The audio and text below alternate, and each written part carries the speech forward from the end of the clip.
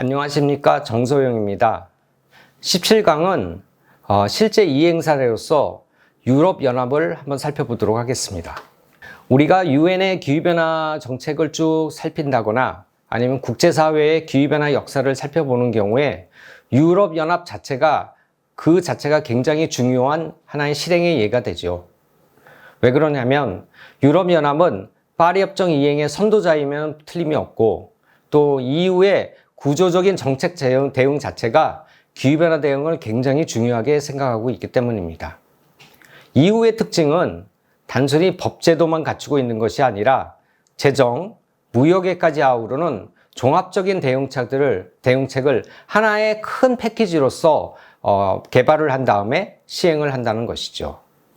최근에는 많은 분들이 알고 계시겠지만은 그린딜을 중심으로 해서 기후변화 문제를 적극적으로 대응해 오고 있으며 오늘 여기서는 특히 이러한 부분에 대해서 중점적으로 살펴보는 기회를 갖도록 하겠습니다.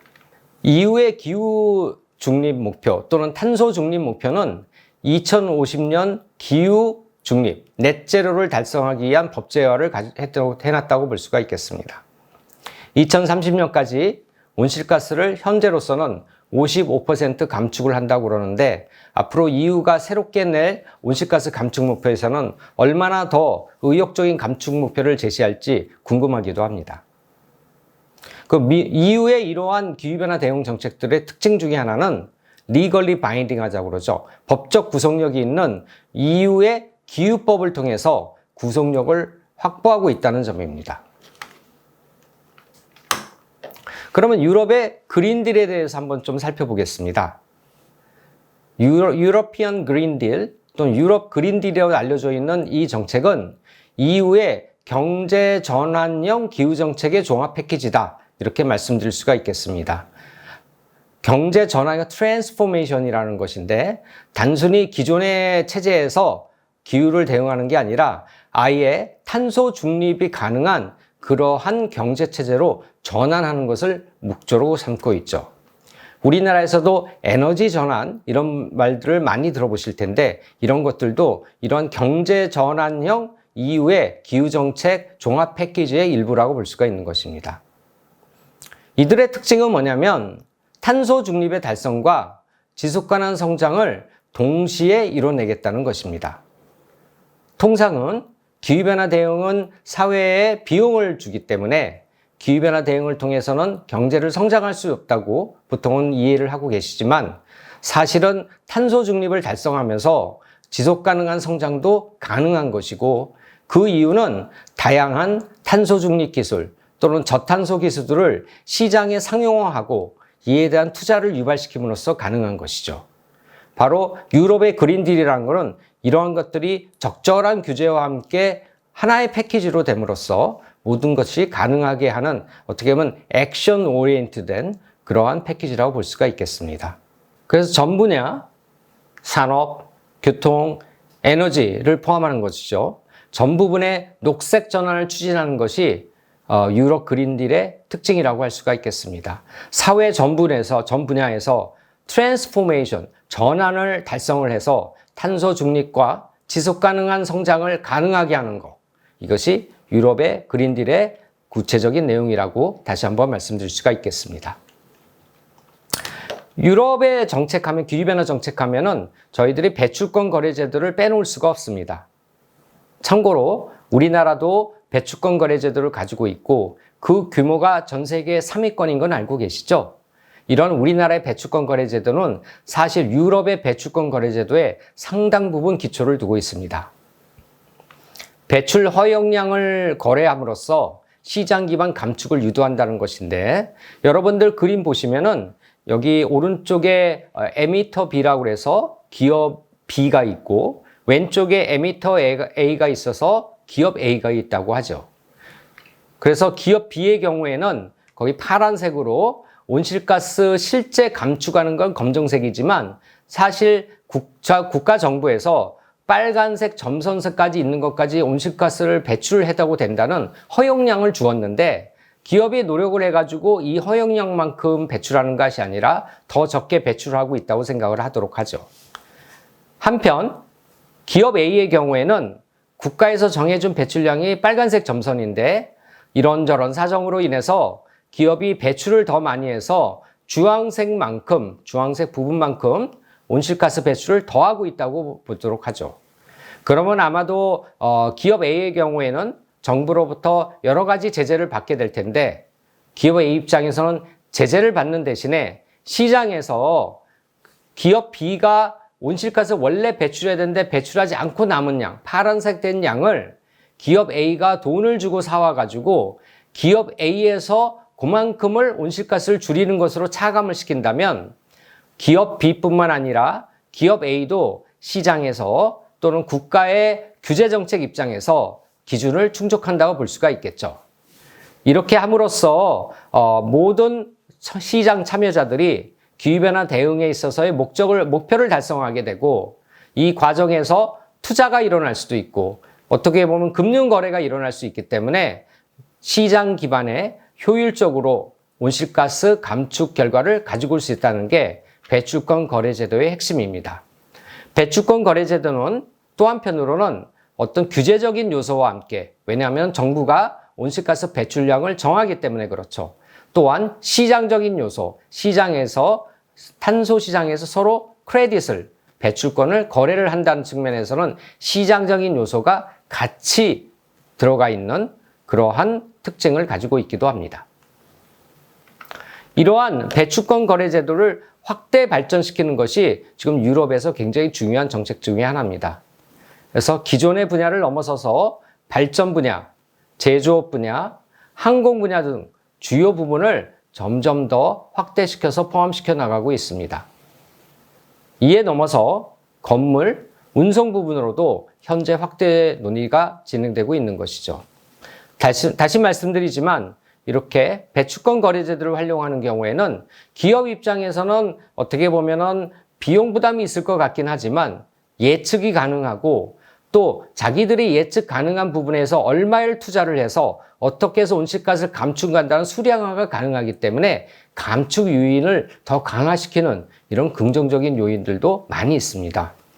흔히들 기업은 배출권 거래제도가 있으면 대단히 부정적이고 싫어한다고 생각하시지만 많은 기업들이 국가가 또는 정부가 정확한 앞으로의 계획을 알려주면 기업들은 그에 잘 대응할 수 있고 활용도 가능하다는 측면에서 여기서 말하는 기업의 예측 가능성과 감축 요인을 강화시켜주는 것이 어떻게 보면 배출권 거래제도를 성공시키는 데 있어서 중요한 초점이라고 볼 수도 있겠죠.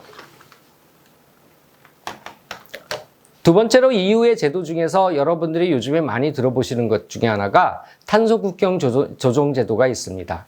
Carbon Border Adjustment Mechanism 또는 CBAM이라고 불리는 것이기도 합니다. 이 제도의 핵심은 뭐냐면 EU 외 수입 제품에 탄소 비용을 부과할 수 있다는 것입니다. 어떤 개도국의 경우에는 같은 철강을 생산하는데 EU에서는 저탄소 또는 탄소 중립의 기술을 활용하기 때문에 온실가스 배출이 대단히 적은 반면 개도국의 어느 국가에서는 이러한 기술을 사용하지 않기 때문에 싼 어떤 석탄이라든지 이런 것들을 활용함으로써 온실가스 배출이 더 많이 되는 경우가 있겠죠. 그러면 이것은 전 세계적으로 기후변화 대응하는 데 있어서 문제가 있을 뿐만 아니라 EU의 기업들, 어떻게 보면 친기후변화 정책을 시행을 하고 있는 EU 기업들이 시장에서의 소비자들은 어쩌다 보면 싼 철강을 사게 되기 때문에 경쟁력을 잃게 되고 도태되는 결과를 가져올 수 있기 때문에 이러한 점을 막기 위한 게 바로 CBAM의 핵심입니다. 그 주요 섹터로서는 부분으로서는 철강, 시멘트, 비료 등 고탄소 산업을 대상으로 한다고 볼 수가 있겠습니다.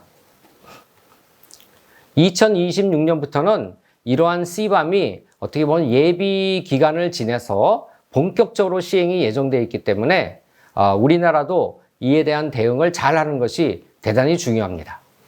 그러면 CBAM의 국제적인 영향에 대해서 다시 한번 살펴볼까요? 탄소 누출을 방지하고 EU 산업 보호를 목적으로 하고 있다는 것이 출발점입니다. 수출 기후 정책을 어떻게 할 수 있을까요? EU에서 제대로 된 철강을 팔기 위해서는 수출국이 좀 더 기후변화 친화적인 그런 기술들을 많이 써야 되겠죠. 그렇기 때문에 그러한 수출국의 기후 정책을 더 강화하는 압박수단으로 작용하기도 합니다.